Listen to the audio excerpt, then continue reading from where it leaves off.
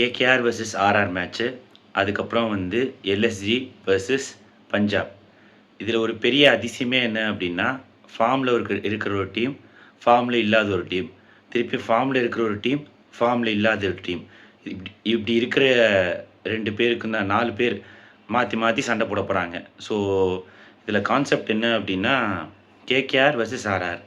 Form not in form.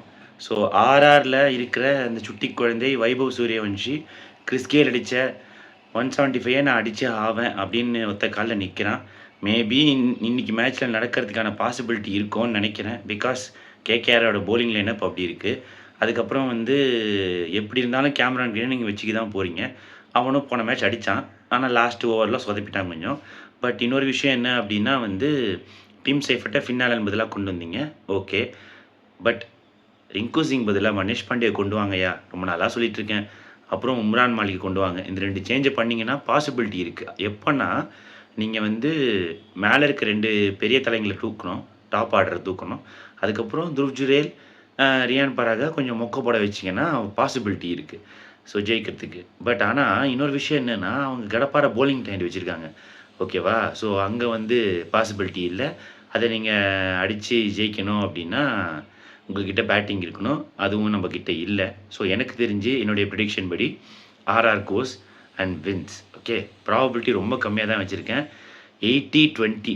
Okay, ஏன் 80-20னா உங்களுக்கே தெரியும். மேபி நல்லா பர்ஃபார்ம் பண்ணலாம் கேகேஆர், இந்த 2 பேரை தூக்கிட்டு மீதி இருக்கிற மொக்க போட வச்சு, அதுக்கப்புறம் அவனுங்க வந்து பேட்டிங் ஆடி, இவங்க லோ ஸ்கோர் அடித்து அவங்க பேட்டிங் ஆடி, ஸோ அப்படி கூட இருக்கலாம். ஸோ இது வந்து ஃபஸ்ட்டு 3:30 மணி நடக்க வேண்டிய மேட்ச்சுக்கு. நெக்ஸ்ட்டு